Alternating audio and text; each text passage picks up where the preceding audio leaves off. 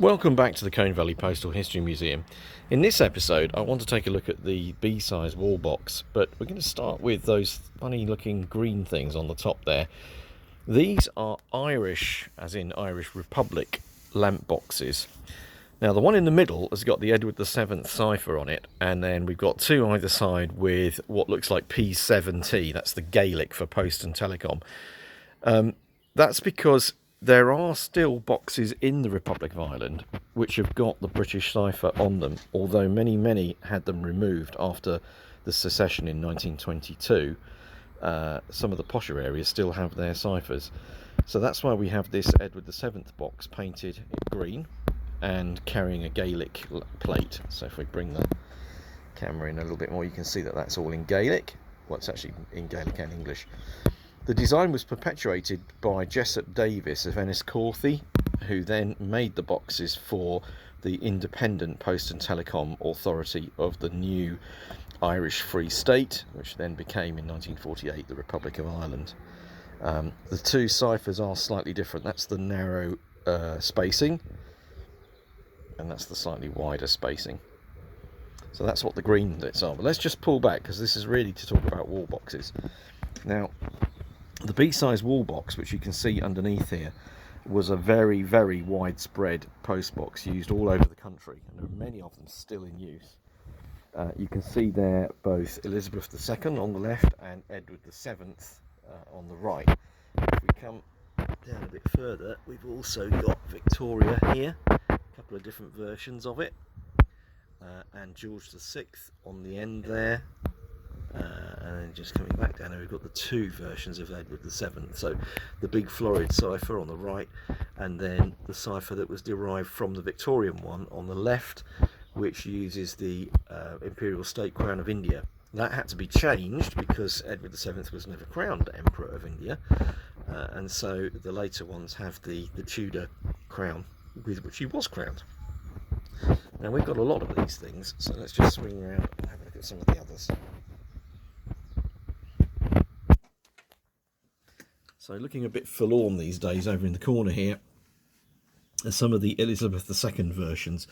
The main difference between the different versions is the width of the hood. It got progressively wider from 6 inches in the early 50s up to 10 inches today as letters got bigger. And so in addition to the contract for manufacturing moving from different companies, which you'll see on the bottom of the boxes, the width of the aperture also increases. So there are quite a lot of them in the collection. Now we'll skip the A sizes because we'll deal with them in a separate video. Let's just come over here. So in this group we have some early George V ones. And George V boxes from this period in 1910 have the small GR quite high up on the door. The ones with the collection plates are known by the post office as type B, and the ones without the collection plates, which would have gone into the wall of a sub post office and can actually be opened from the rear as well as the front, have a different classification. And the way it goes is that the ones with collection plates are A, B and C in order of size, and the ones without are D, E and F. So this is an E box, and in this line along here you'll see the B and E sizes, or types I should say, for George V with the big cipher and 3 different foundries. So here we can see, going across, I'm afraid the shadows are going to get in the way, that's a W.T. Allen that we're looking at there, and then next to it, if I can come out of the way, is Handyside, and then Derby Castings, and then right on the end there is a George VI box by Allen.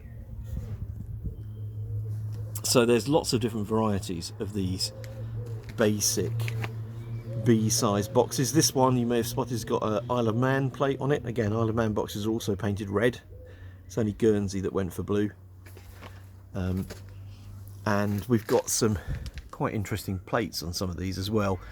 Boulter's Lock, which is near Maidenhead on the River Thames, and then here Longmoor Down, which featured in the Great St Trinian's train robbery. It's at the Longmoor Military Railway in Hampshire. Point Clear at St Osyth, right out on the Essex coast, the driest part of the country apparently. There's Boulter's Lock. What else have we got that's a nice one here? Actually, just above it, I should point out while we're talking about collection plates, Tidings Hill on the right there is the only enamel plate from Halstead in the collection. All the others have come from elsewhere. Canal Bridge, incidentally, was Devizes.